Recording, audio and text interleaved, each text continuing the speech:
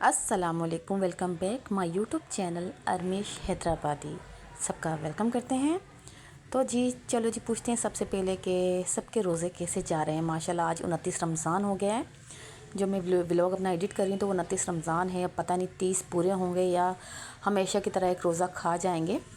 और देखते हैं अल्लाह ताला 30 रोज़े पूरे करे उसके बाद ईद हो। लेकिन हमेशा ये होता है कि रमज़ान में 29 रोज़े होते हैं और आधी रात को ऐलान कर दिया जाता है कि ईद है सुबह, और हमेशा हमारे पाकिस्तानी एक रोज़ा खा जाते हैं। बस ईद की तैयारियां चल रही थी और ईद की तैयारियों में घर की सफाइयां सुथराइयाँ सब स्टार्ट हो गई थी, और साथ के साथ हमारी इबादतें भी। इबादतों का महीना था ये बहुत अच्छा, कि अपने आप नमाज कुरान इस तरह पढ़ते थे कि आम दिनों में जो सुस्ती होती थी ना, इस महीने कोई सुस्ती नहीं होती थी। बढ़ चढ़ कर एक दूसरे से मुकाबले करते थे कि हमने ज़्यादा पढ़ना है, हम ज़्यादा सिपारे पढ़ेंगे, हम ज़्यादा इबादत करेंगे।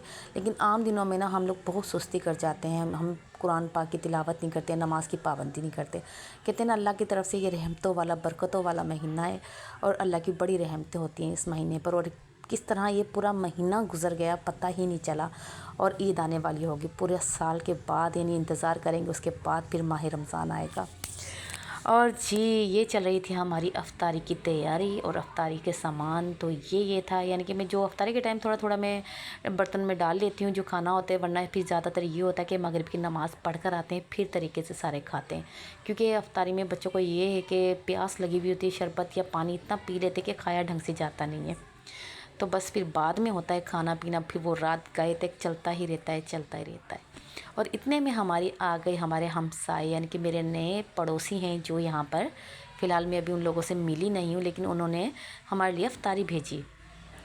और ये जी अफ्तारी का टाइम हो गया, रोज़ा खोल रहे थे और अल्लाह ताला से दुआ मांग रहे थे कि अल्लाह ताला हमारी सारी दुआएं कबूल करे, हमारी खताएं हमारे गुनाह माफ़ फरमाए। कहते हैं अफ्तारी का टाइम होता है तो उस टाइम जो दुआ मांगी जाए वो कबूल होती है, क्योंकि वो कबूलियत की घड़ी होती है उस टाइम। और जी बस अफ्तारी के बाद मेरी बेटी को पता नहीं क्या जुनून है कि ये नूडल्स बनाकर खाती है लाजमी। खुद तो खाएगी खाएगी, साथ सुबहान को भी लगा लेगी। और जो मैं वो फ्रिज साफ़ कर रही थी ना, तो उसके अंदर ना बच्चों ने शरबत गिरा दिया था, जामी शीरी बहुत गंदा कर दिया था। मैंने सोचा चलो जी ईद भी आ रही है, अब सफाई तो करनी है, बहाने से गंदा हो ही गया, अब सफाई कर ही दो। और इसी दौरान हम चले गए चेज़अप जाने के लिए हमेशा मैं एक बच्चे को साथ रखती हूँ। अगर तीनों बच्चों को साथ लेकर जाओ ना, इतना तंग करते हैं वहाँ जाकर, भाग दौड़, इधर चीज़ों को छेड़ इधर चीज़ों को छेड़, इस तरह की हरकतें भी बहुत करते हैं। यानी अपनी माओ को ना तपा देते हैं अच्छा खासा। फिर मेरी बस यही कोशिश होती है कि बच्चों को ना बारी बारी एक एक बच्चे को मैं अपने साथ लेकर जाऊँ, कभी भी तीनों को साथ ना लेके जाऊँ। और इस तरह अगर तीनों को ले भी जाती थी ना, मैं नीचे फ्लोर में थी तो खुद ऊपर चले जाते थे और मैं ढूंढती रह जाती थी कि कहाँ गए कहाँ गए कहाँ गए। बहुत तंग करते हैं। और इस दफ़ा थी अरमिश की बारी और रूहान नाराज़ हो रहा था, मम्मा मेरी बारी कब आएगी, मैं बहुत कम जाता हूँ। और बस फिर अरमिश को साथ ले आई और यहाँ पर कर रहे थे हम ग्रॉसरी, यानी कि काफ़ी सामान घर का जो था ख़त्म था। तो सोचा जी चलो जाते हैं, थोड़ी आउटिंग हो जाएगी और थोड़ा घर का सामान भी ख़रीद लिया जाएगा। आगे ईद आ रही है, ईद पे ज़ाहिर है हर चीज़ की ज़रूरत होती है घर में। तो यही होता है कि ईद आने से पहले पहले हर चीज़ घर में मौजूद हो। ये ना हो कि बच्चों के बार बार दुकानों के चक्कर लगें। और फिर बच्चे भी ज़ाहिर ईद का मौका होता है, उन्हें घूमने फिरने की ज़्यादा होती है। फिर वो भी काम करते हुए ना बहुत कतराते हैं कि हमसे बार बार काम करवा रहे हैं कि हम क्यों करें।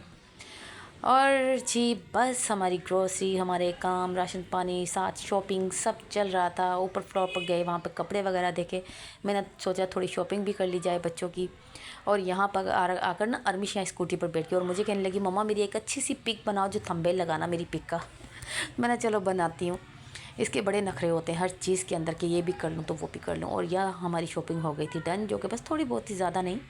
और यहाँ पर ना लाइन में लग कर जब वेट करना पड़ता है ना, तो बड़ा मुश्किल होता है, क्योंकि काउंटर पे बड़ी मुश्किल से यहाँ पर बारी आती है। और फिर इसी तरीके से हम लोग पहुँच गए थे घर, और सामान खोल खोल कर मैंने सारा सेट कर दिया था। सब्जियाँ वगैरह जो लाई थी वो भी सेट कर दी थी, और जो बाहर पड़ा था इनको भी सेट करना था। और कुछ रख दिया था हमने किचन में। ये शर्ट में अरमिश की लाई थी, ऑरेंज कलर की। अरमिश ने बस उठा के खड़ी हो गई कि मम्मा ये शर्ट लेनी है, मेरी पैंट शर्ट हो जाएगी। चलो जी मैंने ले लेते हैं, अब क्या करें। अब बस ये थोड़ा थोड़ा सामान जो घर का था ज़रूरत का वो लेकर आए। और रात में ना मेरे बच्चे और मेरे मियाँ जी ना सारे, बल्कि छोटे बच्चे ही बन जाते हैं, ये मोबाइल में ना गेम खेलते हैं, पता नहीं कौन सा, चारों मिलकर खेलते हैं बाप और बच्चे। इतना फिर शोर शराबा इन लोगों का होता है, इतना तंग करते हैं। और ये शोर होता है ना मेरे सर में बजता है, मुझे इतना गुस्सा चढ़ता है। बस फिर लड़ते हैं झगड़ते हैं और खेलते हैं। और ये जो वीडियो दिखा रही हूँ ना, ये मेरे सुभान ने जुम्मे वाले दिन माशाल्लाह माशाल्लाह पहला रोज़ा रखा 6 साल की उम्र में। कहते हैं बच्चों पे इतनी जल्दी फ़र्ज़ नहीं होते, लेकिन मेरे माशाल्लाह मेरे बेटे ने 6 साल की उम्र में पहला रोज़ा और पूरा रोज़ा रखा, यानी हमारे साथ ही सहरी की और हमारे साथ ही अफ्तारी की। वरना कहते हैं कि बच्चों का चिड़ी रोज़ा, वो नहीं था। माशाल्लाह माशाल्लाह मेरे बेटे का पहला रोज़ा था। तो रोज़े के बाद फिर हम चले गए हमारी यहाँ, जो हमारी एरिया की नीचे है, मेरे घर के पास जो मार्केट है, छोटी सी, हर सहूलत है यहाँ पे, हर चीज़ मिल जाती है। तो अरमिश तंग कर रही थी कि मम्मा मुझे कुछ चीज़ें दिलाओ, ईद आने वाली है, मुझे अपना सामान लेना है। तो मैं अरमिश का थोड़ा सामान ले रही थी, जैसे चूड़ियों के स्टॉल वगैरह लगे थे, इतनी प्यारी प्यारी चूड़ियाँ थी। और अरमिश कहती कि मुझे भी चाहिए वो जो कश्मीरी चूड़ियाँ बहुत मशहूर हो रही हैं, बड़े चर्चे हैं इन कश्मीरी चूड़ियों के। पर कहते हैं ना, कश्मीरी चूड़ियों में कश्मीर तो है नहीं। जिसका कश्मीर वाले लोग हैं उनको तो पता ही नहीं कि हमारे नाम की चूड़ियाँ भी आ गई हैं। और इतनी महंगी दे रहे हैं, हद से ज़्यादा महंगी दे रहे हैं। सिर्फ 4 चूड़ियों में थोड़े थोड़े घुंघरू लगा दिए, वही आसमानों को रेट पहुंचा दिए, वरना वो बीच में कांच की चूड़ियाँ। और यहाँ आकर बस देख रही थी, साथ में अपनी सासू माँ के लिए भी चूड़ियाँ देख रही थी। ये अच्छी लग रही थी जो मेरे हाथ में, और अपने लिए भी देखी मैंने। और यहाँ से बस ये देखें, अब ये बच्चों की चूड़ियाँ कलरफुल थी, और ये सामने थी कश्मीरी चूड़ियाँ जो जिसका मैं ज़िक्र कर रही हूँ, जिसमें घुंघरू लगे हुए हैं। बस यहाँ से थोड़ी शॉपिंग की, वहाँ घर आए। घर आकर ये जो सामान है, ये मैंने अपनी सासू माँ के लिए ईदी रेडी की थी, यानी उनका सूट लाई थी, उनकी चप्पल लाई थी, उनके लिए चूड़ियाँ लाई थी। तो बस इन्हें पैक कर रही थी। मैंने कहा अपनी सासू माँ को जाकर देकर आऊँ, अरमिश की दादी को। और फिर अरमिश कहती मम्मा मैं जाऊँगी देने के लिए। तो वो इस वक्त मौजूद होती हैं, यानी ये बड़े भाई के घर पर, जो हमारे घर के बिल्कुल सामने गली में रहते हैं। तो उनके घर में जा रही थी, यानी वो कभी हमारे पास थी, पहले मेरी तरफ थी, फिर मेरे घर में काम चल रहा था, बस वो काम के शोर शराबे की वजह से फिर वहाँ चली गई और अब वहीं पर रह रही हैं। फिर जब वहाँ से थोड़ा दिल उठेगा फिर वो हमारे पास, यानी माशाल्लाह 5 बेटे हैं, माशाल्लाह 5 घर हैं अम्मा के। तो जहाँ दिल करता है फिर वहाँ रह लेती हैं। तो जी यहाँ पर हम चले अम्मा जी से मिलने के लिए, यानी हम अपनी सासू माँ को अम्मा कहते हैं। और ये भाई का घर, यानी ऊपर वो रहते हैं, नीचे रेंट पे दिया हुआ है। तो बस ऊपर सीढ़ियाँ चढ़ना, पहले अपनी सीढ़ियाँ उतरो, फिर दूसरी सीढ़ियाँ चढ़ो, बड़ा मुश्किल हो जाता है। और यहाँ अपनी सासू माँ को मिलने आ गए थे, उन्हें ईदी गिफ्ट करने। फिर बस सलाम दुआ हुई, माशाल्लाह बहुत खुश हो रही थी बच्चों को देखकर, बच्चों को मिलकर। वैसे ही दादा दादी नाना नानी जो होते हैं, बच्चे दोते पोते जो होते हैं, उनको देखकर बहुत खुश होते हैं।